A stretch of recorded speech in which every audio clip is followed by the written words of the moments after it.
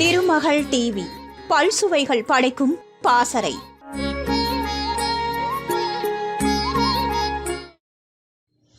எம்ஜிஆர் கதாநாயகனாக நடித்த முதல் படமான ராஜகுமாரிக்கு வசனம் எழுதியவர் கலைஞர் கருணாநிதி. மேலும் எம்ஜிஆர் நடிப்பில் வெளியான அபிமன்யு, மருதநாட்டு இளவரசி, மந்திரி குமாரி ஆகிய படங்களுக்கு கதை வசனமும் எழுதியுள்ளார்.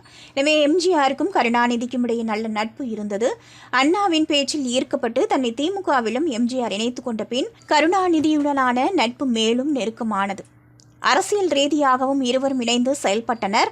ஆனால் கருத்து வேறுபாடு ஏற்பட்டு எம்ஜிஆரை கட்சியை விட்டு கருணாநிதி நீக்கிவிட எம்ஜிஆர் அதிமுக என்கிற கட்சியை உருவாக்கி முதலமைச்சராகவும் மாறினார். ஆனால் கருணாநிதியை பிரிந்த பின்னரும் அவர் மீது அன்பும் மரியாதையும் எம்ஜிஆர் வைத்திருந்தார். இவருக்கு உரிய மரியாதையை எல்லா இடங்களிலும் கொடுத்தார். சட்டசபையில் கருணாநிதி எதிர்க்கட்சி தலைவராக இருக்கும்போது கூட அவரை பற்றி அசிங்கமாகவோ அவதூறாகவோ யாரையும் பேச எம்ஜிஆர் அனுமதித்தது கிடையாது.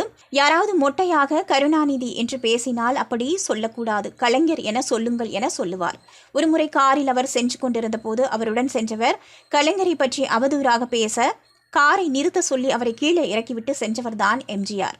எம்ஜிஆரிடம் பல வருடங்கள் உதவியாளராக இருந்தவர் ரவீந்தர். அவர் திரைப்படங்களுக்கு வசனமும் எழுதுவார். இவர் ஒருமுறை ஒரு மேடையில் கருணாநிதி நல்ல வசனகர்த்தா மட்டுமே, கதாசிரியர் கிடையாது என பேசிவிட்டார். இதனால் கோபமடைந்த எம்ஜிஆர் அவரை அழைத்து கலைஞரிடம் சென்று மன்னிப்பு கேள் என்று சொல்ல ரவீந்தரோ முடியாது என மறுத்துவிட்டார். அப்படியெனில் வீட்டை விட்டு போய்விடு என எம்ஜிஆர் சொல்ல ரவீந்தரும் போய்விட்டார். அடுத்த நாளே நாடோடி மன்னன் படத்தின் விளம்பரம் தந்தி பேப்பரில் வெளியானது.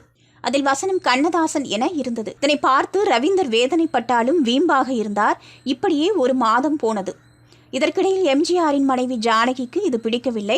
ரவீந்தரை ஏன் அனுப்பினீர்கள் என எம்ஜிஆரை திட்டி வந்துள்ளார். ஒரு நாள் எம்ஜிஆரின் சகோதரர் சக்கரபாணி ரவீந்தரை அழைத்து, ராமச்சந்திரன் உன்னை கூப்பிடுகிறான், போய் பார் என சொல்ல ரவீந்தர் எம்ஜிஆரிடம் சென்றார்.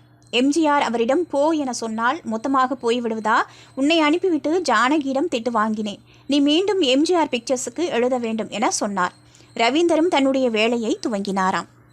திருமகள் டிவியை லைக் செய்து உங்கள் நண்பர்களுக்கும் ஷேர் செய்வதுடன் சப்ஸ்கிரைப் செய்து ஆதரவு தாருங்கள்.